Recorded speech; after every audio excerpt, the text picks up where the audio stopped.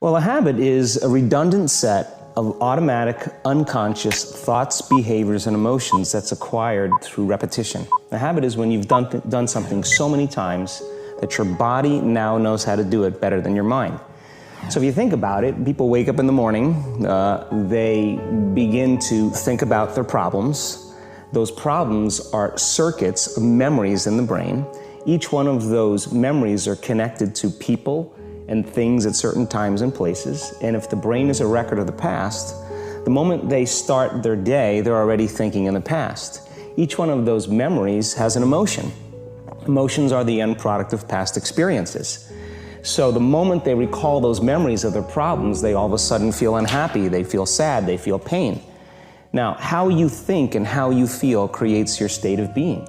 So the person's entire state of being when they start their day is in the past. So what does that mean? The familiar past will sooner or later be predictable future. So if you believe that your thoughts have something to do with your destiny, and you can't think greater than how you feel, or feelings have become the means of thinking, by very definition of emotions, you're thinking in the past. And for the most part, you're going to keep creating the same life. So then people grab their cell phone, they check their WhatsApp, they check their text, they check their emails, they check Facebook, they take a picture of their feet, they post it on Facebook, they tweet something, they do Instagram, they check the news, and now they feel really connected to everything that's known in their life. And then they go through a series of routine behaviors.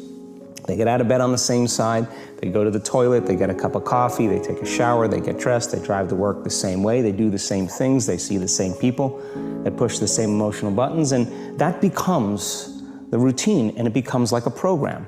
So now they've lost their free will to a program, and there's no unseen hand doing it to them. So when it comes time to change, the redundancy of that cycle becomes a subconscious program. So now 95% of who we are by the time we're 35 years old is a memorized set of behaviors, emotional reactions, unconscious habits, hardwired attitudes, beliefs, and perceptions that function like a computer program. So then a person can say with their 5% of their conscious mind, I want to be healthy, I want to be happy, I want to be free. But the body's on a whole different program. So then how do you begin to make those changes? Well, you have to get beyond the analytical mind, because what separates the conscious mind from the subconscious mind is the analytical mind. And that's where meditation comes in, because you can teach people through practice how to change their brainwaves, slow them down.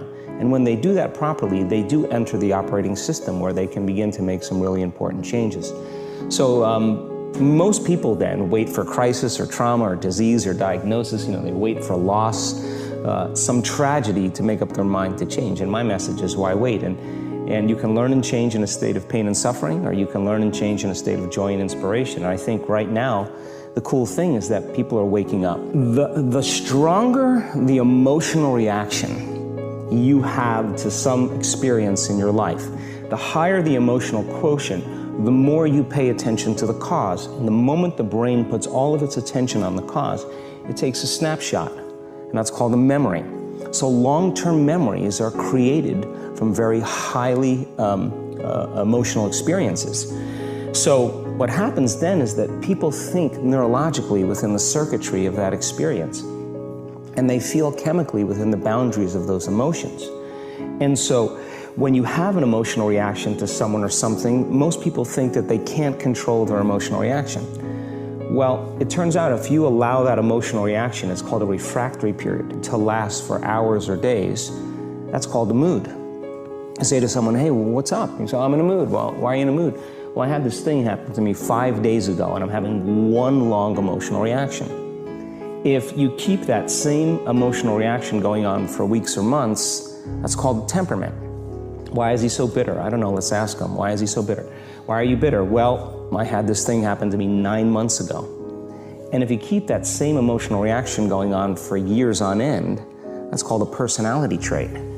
And so learning how to shorten your refractory period of emotional reactions is really where the work starts.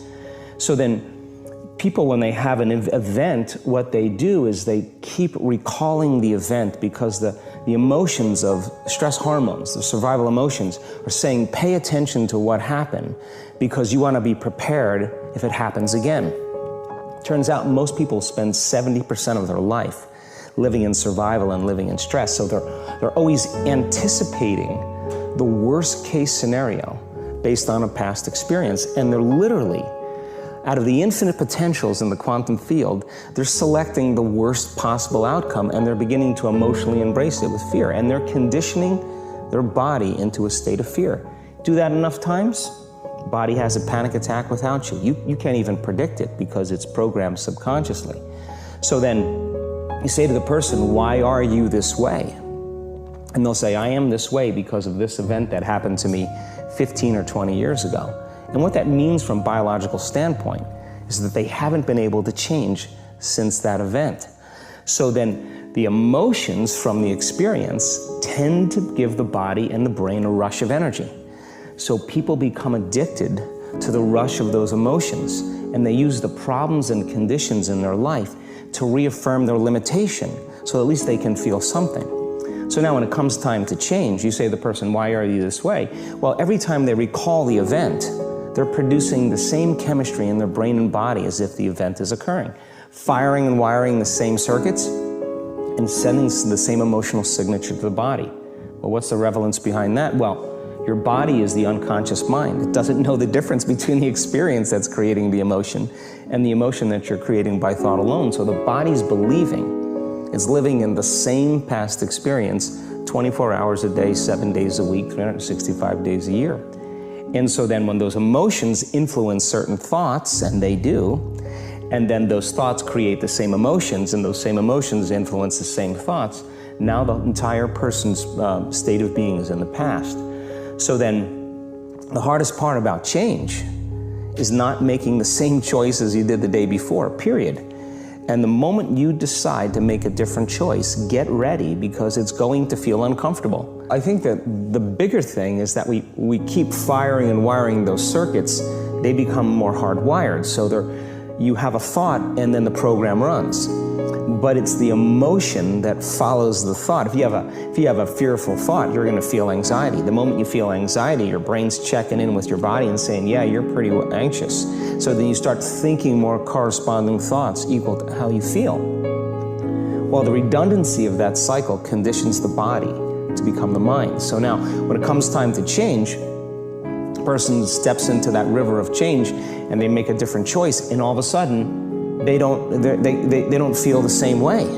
So the body says, well, you've been doing this for 35 years. You're going to just stop suffering and stop feeling guilty and stop feeling shameful, and you're not going to complain or blame or make excuses or feel sorry for yourself. Well, the body's in the unknown. So the body says, I want to return back to familiar territory.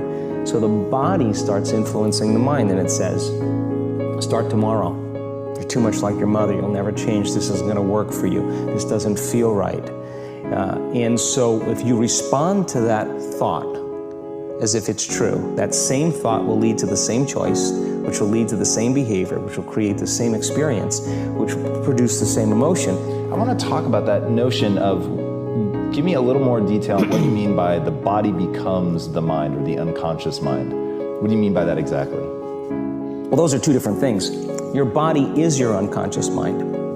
In a sense, if you're sitting down and you start thinking about some future worst case scenario that you're conjuring up in your mind, and you begin to feel the emotion of that event, your body doesn't know the difference between the event that's taking place in your world, outer world, and what you're creating by emotion or thought alone. So most people then, they're constantly reaffirming their emotional states. So when it comes time to give up that emotion, they can say, I really want to do it. But really the body is stronger than the mind because it's been conditioned that way. So the servant now has become the master. And the person all of a sudden, once they step into that unknown, they'd rather feel guilt and suffering because at least they can predict it. Being in the unknown is a scary place for most people because the unknown is uncertain. And people say to me, well, I can't predict my future. I'm in the unknown, and I always say the best way to predict your future is to create it. Not from the known, but from the unknown. What thoughts do you want to fire and wire in your brain? What behaviors do you want to demonstrate in one day? The act of rehearsing them mentally, closing your eyes, and rehearsing the action. By closing your eyes and mentally rehearsing some action, if you're truly present, the brain does not know the difference between what you're imaging and what you're experiencing in 3D world. So then you begin to install the neurological hardware in your brain to look like the event has already occurred. Now, your brain is no longer a record of the past. Now it's a map to the future. And if you keep doing it, priming it that way, the hardware becomes a software program. And who knows, you just may start acting like a happy person. And then I think the hardest part is to teach our body emotionally what the future will feel like ahead of the actual experience. So what does that mean? You can't wait for your success to feel empowered. You can't wait for your wealth to feel abundant. You can't wait for your new relationship to feel love, or your healing to feel whole. I mean, that's the old model of reality, of cause and effect, waiting for something outside of us to change how we feel inside of us. And when we feel better inside of us, we pay attention to whoever or whatever caused it. But what that means then is that from the Newtonian world is that most people spend their whole life living in lack, waiting for something to change out there. What do you mean the Newtonian world? The Newtonian world is all about the predictable. It's all about predicting a future. But the quantum model of reality is about causing an effect. The moment you start feeling abundant and worthy, you are generating wealth. The moment you're empowered and feel it, you're beginning to step towards your success. The moment you start feeling whole, your healing begins. And when you love yourself and you love all of life, you'll create an equal. And now you're causing an effect.